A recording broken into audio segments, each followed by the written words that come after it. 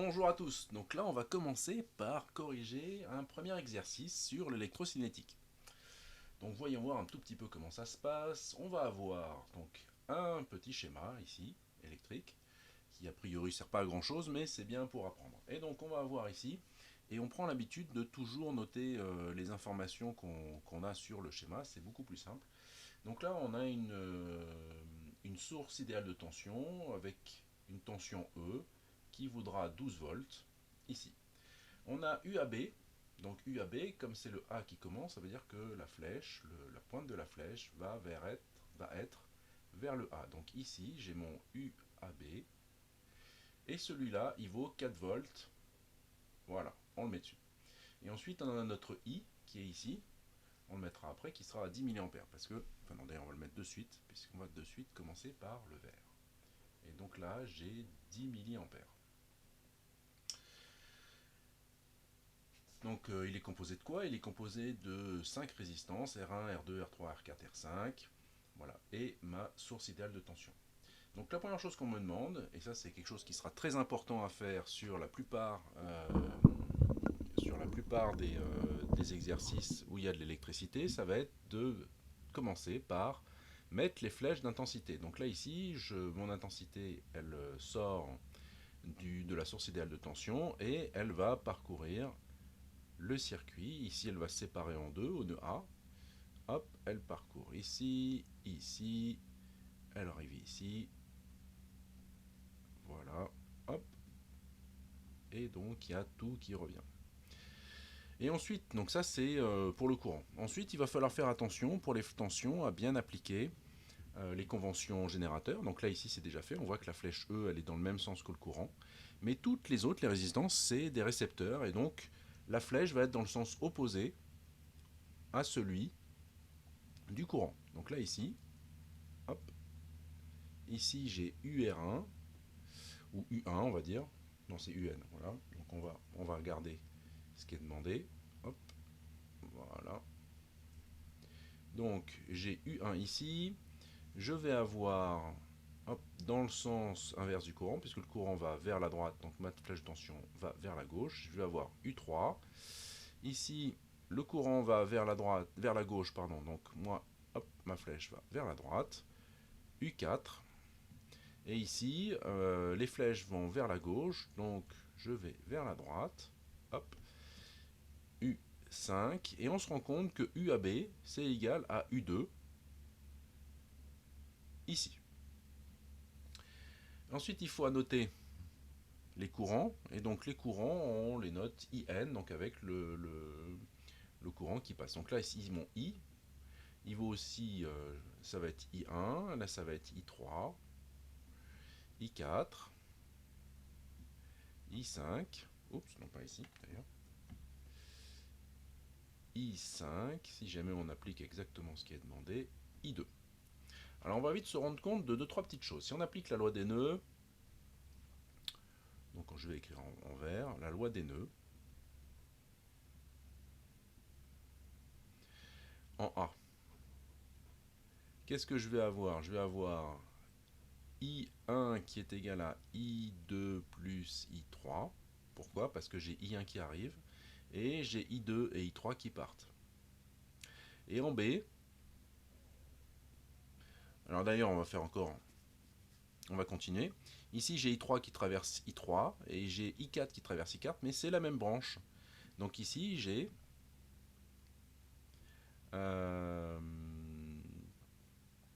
je vais aussi avoir, comment je vais le noter, voilà, I3 égale I4, et je vais le noter I3,4, comme ça on sait qu'il traverse les deux résistances. Et en B, je vais donc avoir ce I3,4 plus mon I2, puisque là ici j'ai de nouveau I2, qui est égal à I5, et donc on peut en conclure que I1 qui est égal à I est égal à I5, et donc au final le courant qui est ici c'est le même que celui qui est là, et c'est le même que celui qui est là. Donc voilà, là ici on a noté en tout cas tout ce qui était demandé, et on a juste fait le bilan sur les courants. Ensuite on me demande de déterminer la valeur du courant R5. Alors, quand je regarde bien, on a vu que I1 égale I5, donc là j'ai directement la réponse.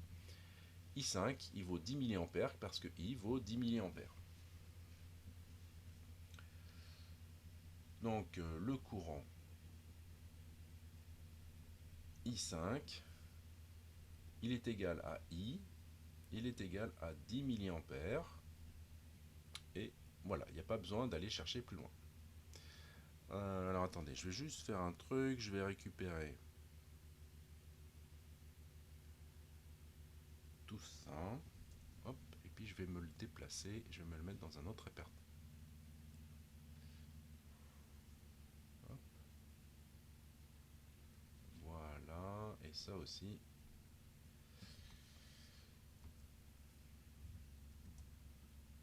Voilà, comme ça le schéma pourra nous suivre et ça sera beaucoup plus simple. Hop, et puis ça, tant qu'à faire, alors attendez, je vais juste encore déplacer ça. Et comme ça. Comme ça sera parfait. Voilà. Alors, maintenant on nous demande la tension au bord de R1 à une valeur de 4,7 volts. Donc là on le marque déjà. On repasse en rouge. Ça c'est 4,7 volts CU1. Calculer la tension U5.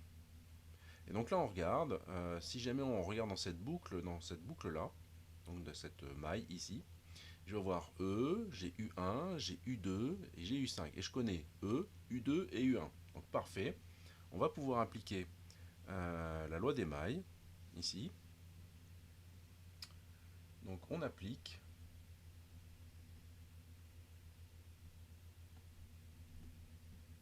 la loi des mailles. Oups, j'ai mis un L en trop. On obtient E moins... Alors pourquoi E? On va partir de ce point là. On part par E et donc on se déplace dans le même sens que E. Donc ça va être plus E. Je vais manière le rajouter. Plus E. Et ici on arrive sur la flèche de U1. U1 va dans l'autre sens, donc on va avoir moins U1. Je passe au niveau de U2, et U2, la flèche est dans le sens opposé à mon sens de parcours, donc c'est moins U2.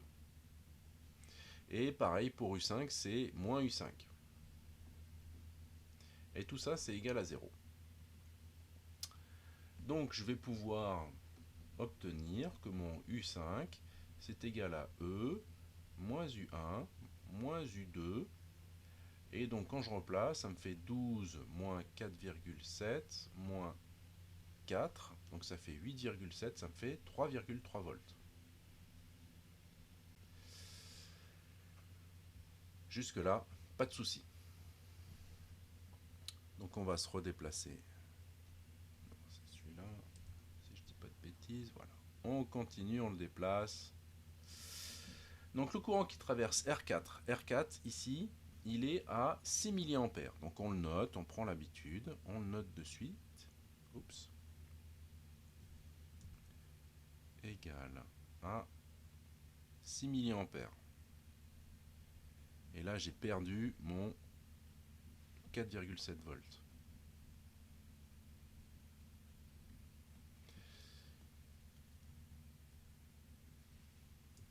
Voilà, on efface ça. Hop, voilà. Et donc on me demande calculer l'intensité I2 qui traverse R2 ici. Donc là ici, si jamais ça vaut 6 mA, ici ça vaut 6 mA. Donc là, comme on a pu le voir avec la loi des nœuds, donc avec la loi des nœuds, virgule, on peut écrire, et donc on va avoir donc I, alors on va mettre un grand I, tant qu'à faire, est égal à I2 plus I3, 4, et donc c'est I3, 4 qui vaut 6 mA, d'où I2 est égal à I moins I 3 4. Et donc là, ça me fait 10 moins 6 égale à 4 mA. Bien sûr, on n'oublie pas les unités, c'est assez important. On nous demande déterminer I3. Ben, I3 égale I4 égale à I3 4. Et donc tout ça, c'est 6 mA. On va passer à la question 6. Donc là, vous voyez, c'est un exercice qui est extrêmement compliqué, mais en fait, l'intérêt, c'est de pouvoir s'entraîner, bien prendre les différentes lois de base pour que voilà, qu'on sache les manipuler. Calculer la valeur de U3, sachant que U3 égale U4. Alors, U3 égale U4, et ici, en fait, on va pouvoir le faire dans la boucle, puisque j'ai directement U à B, et on va essayer de mettre ça en équation. Donc, si U3 égale U4, alors, grâce à la loi des mailles, virgule, on obtient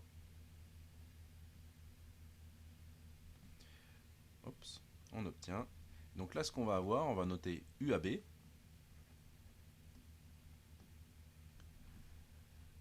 moins U3, on va pas mettre moins U3 moins U4 égale 0.